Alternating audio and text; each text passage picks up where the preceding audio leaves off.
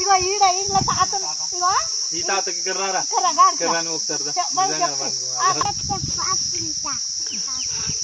మంచి చదువు మొక్కు ఇక పట్టుకోవాలి చేతులు అవ్వ మంచిగా ఉంచున్నా